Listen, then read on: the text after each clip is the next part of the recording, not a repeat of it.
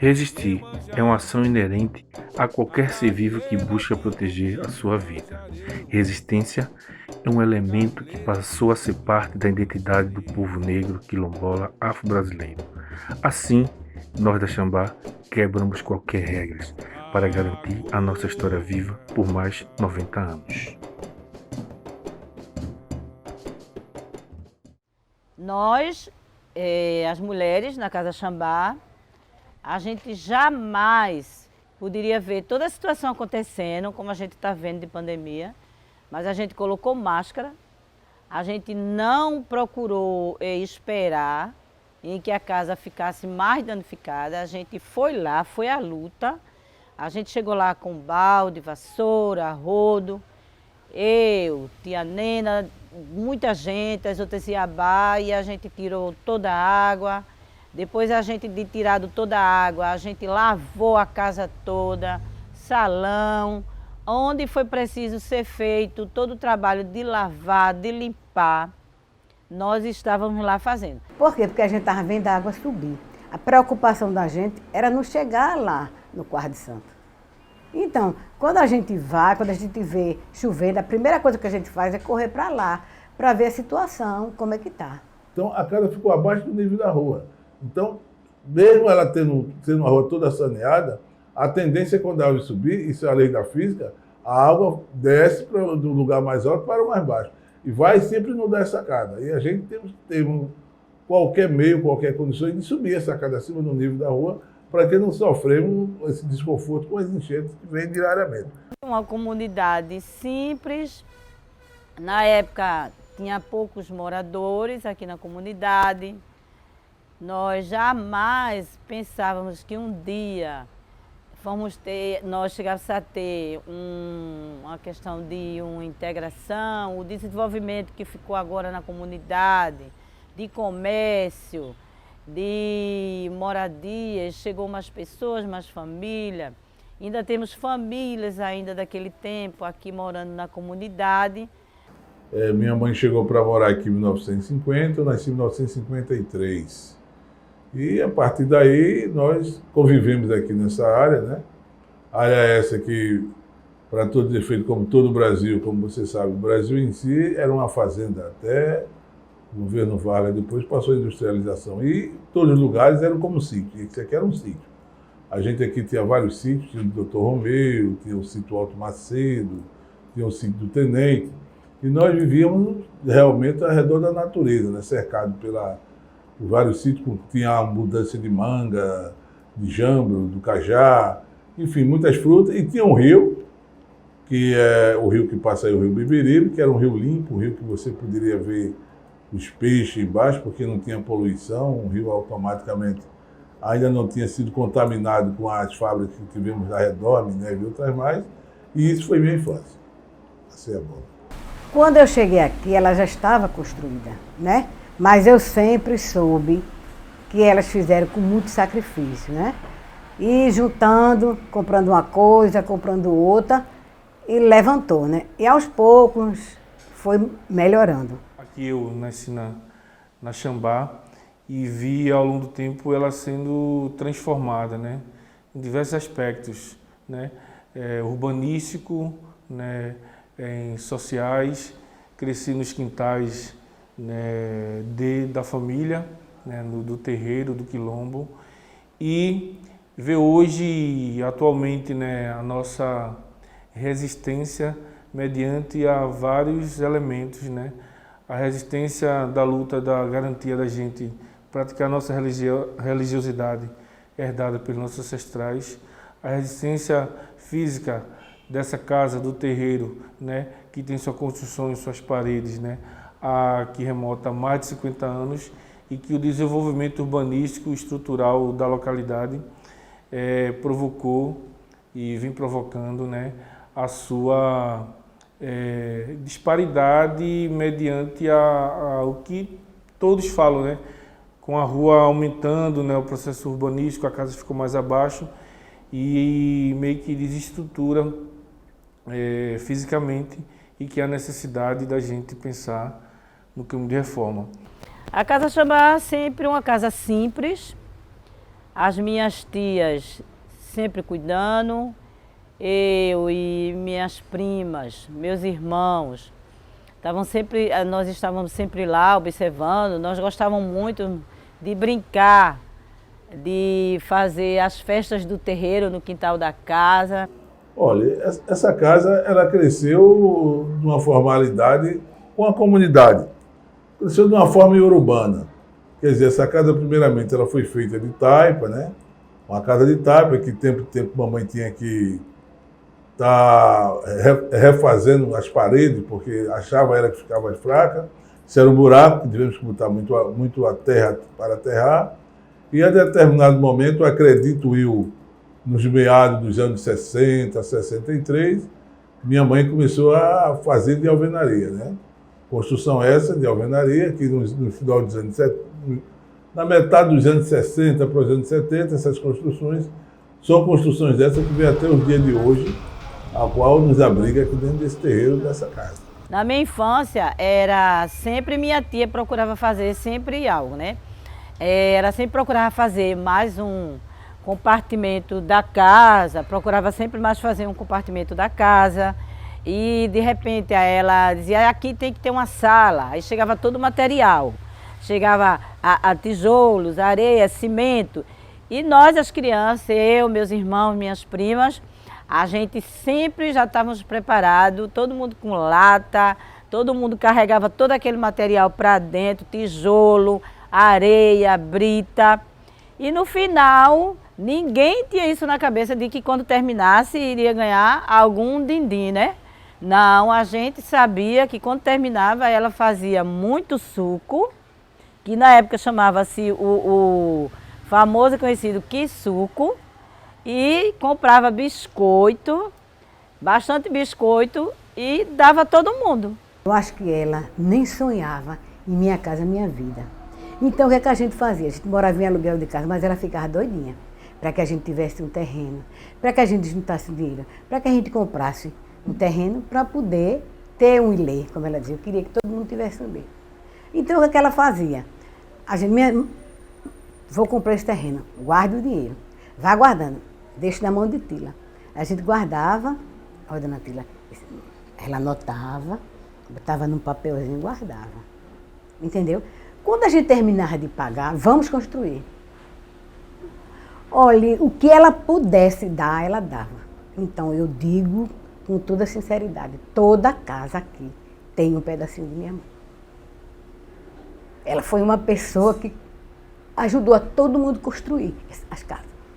Era um saco de cimento, era um tijolo, era uma areia. E o que é que ela fazia? Quando chegava o material, os meninos era que carregava, já para a gente não ter como pagar. A gente não tinha como pagar. Então, vai para casa de fulano, cada um levou uma latinha. Na época os meninos eram pequenos, mas vinha. Ela fazia um quissucozinho, uma bolachinha, qualquer coisa. Vai para casa de fulano. Aí, quando terminava, bora que tia Bill vai dar um lanchinho. Quer dizer, tudo isso para a gente é uma grande coisa. Então isso também provocou um sentimento muito forte de pertencimento, né? Como eu cresci, né? Também carregando as latas para construir as casas aqui dos moradores, como o Tia Bill mandava, chegava material da própria casa, então todo mundo tinha sua lata, nossas gerações, para carregar areia, brita, tudo isso, e o famoso quissuque, né? Depois era o pagamento que a gente sabia com a bolacha que a gente tinha, ela dava, né? Tinha muita da gente que já guardava aquela lata, né? Para o dia que chegasse a areia, que chegava a brita, aí todo mundo ia. Todo mundo ia, não tinha isso, o horário que terminava. Quando terminava era o famoso quissuco e biscoito. E todo mundo tomava o quissuco, comia o biscoito e saía todo mundo satisfeito. Não tinha problema de ninguém dizer que estava ruim, que estava bom, e ninguém nem pensava em dinheiro, não. Só isso aí a gente já ficava satisfeito. Era uma festa isso pra gente. Costumo dizer que ali é a casa dos meus pais. Então a obrigação dos filhos é se preocupar, é cuidar da casa dos pais.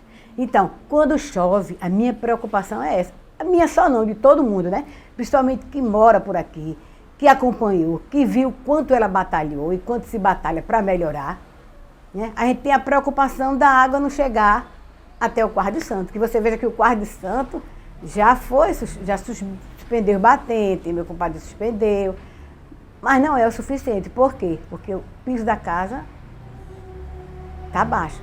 Quer dizer, a casa antigamente não. Antigamente a casa era normal. Qualquer cheia aqui, minha mãe vinha por dentro d'água e vamos embora. Eu arrastava para lá e a gente ficava lá. Porque a casa era alta. Mas com os anos se passaram, né? A casa, o terreno vai cedendo, a rua vai calçando, que não era calçada, elas não tiveram essa oportunidade, que sempre batalharam. E era o sonho delas, de todas elas, ver aquela rua calçada. E nesse abril, né, de 2020, esse ano atípico para o mundo todo, né, de vários enfrentamentos, principalmente nós quilombolas, negros, né, que sempre fomos colocados à margem de todo o processo de construção da sociedade de uma forma que seria justa e que não foi. E a gente viu a nossa casa ser invadida pelas águas das chuvas, né, e a atitude nossa, em especial das mulheres, em defender esse patrimônio a todo custo, quebrando todas as regras sociais que ditava, né, para o isolamento social devido à pandemia do coronavírus, mas a gente vendo a ameaça das águas, né, com patrimônio que a gente entende que é parte totalmente do nosso corpo, a gente não poderia respeitar essas regras. Então, a gente se lançou, né, as senhoras, o meu tio, o Babalixá, para defender esse patrimônio. As regras são feitas pelos homens para os homens. A lei é filha da necessidade, entendeu? E a partir do momento que a necessidade do meu terreiro seja a minha presença, seja fazer alguma coisa, eu estarei aqui independente de qualquer lei que venha me tirar isso. A lei é filha da necessidade. Criaram a lei para que os homens se beneficiem. E não para que você crie uma lei para que ele nos prejudique. A gente não pensa em pandemia, a gente não pensa em nada. A gente quer ver como é que ela está. Se entrou muita água no salão, se chegou no Quarto de Santo, se tem alguma goteira. A preocupação da gente é essa. E por isso, questão de pandemia, do que está acontecendo, todo mundo de máscara, todo mundo procurando se proteger. Depois, quando terminou, já tinha um inhabá na cozinha preparando almoço. E depois todo mundo sentou, foi almoçar, mas a gente não deixamos de forma alguma a casa lá ficar pensando nessa questão de pandemia. Isso motivou uma campanha e uma empatia de muitas pessoas em colaborar financeiramente e de outras formas para que a gente consiga reformar a casa, né? E isso foi, ao mesmo tempo, muito forte, porque talvez em um momento de muita dificuldade, né, seria meio que impossível a gente conseguir a empatia das pessoas, mas o contraditório se revelou, né, em um momento que a gente tinha a abertura de tudo, a dificuldade das pessoas chegarem a colaborar para a reforma do terreiro não chegavam. E agora, eu acho que também tem muita coisa assim que tem que acontecer no seu tempo. Os orixás, a espiritualidade, a ancestralidade da nossa... Talvez essa provocação de um fenômeno natural que provoca transtorno, mas também levanta luzes, né, de como a gente pode construir estratégias de manutenção do nosso terreiro, da nossa comunidade.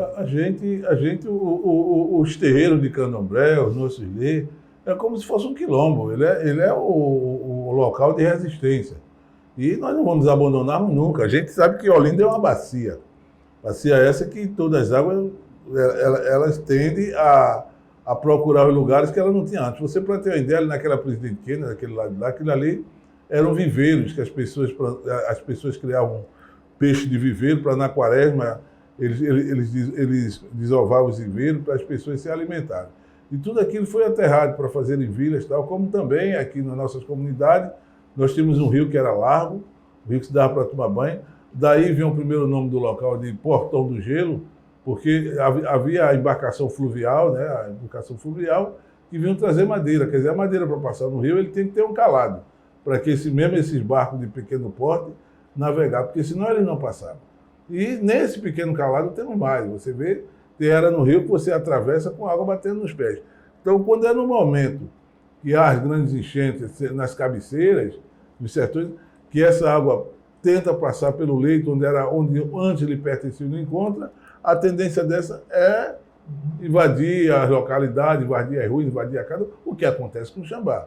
E vamos sempre fazer do que vem a acontecer. A gente está sempre junto. A gente não resiste de deixar a coisa ir mais longe, de forma alguma. A gente está sempre na casa, procurando sempre fazer todo o trabalho que é preciso ser feito. Então, essa é a nossa resistência, né?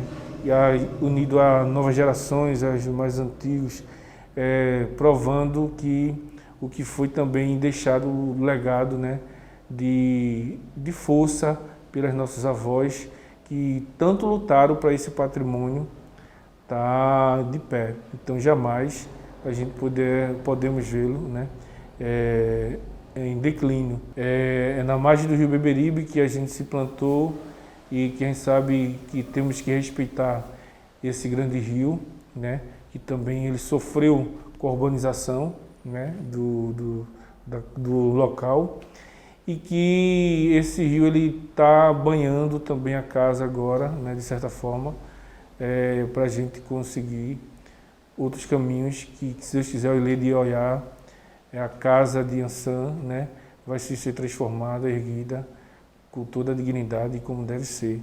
Elas não estão aqui, mas aonde elas estão vendo tudo que está acontecendo. E esse dia vai chegar. Setembro a gente defende, independente de qualquer regra. Não vamos deixar a casa cair, de forma alguma. Esses 90 anos que a gente celebra, né, de resistência será multiplicado, replicado, e a garantia das novas gerações da Xambá.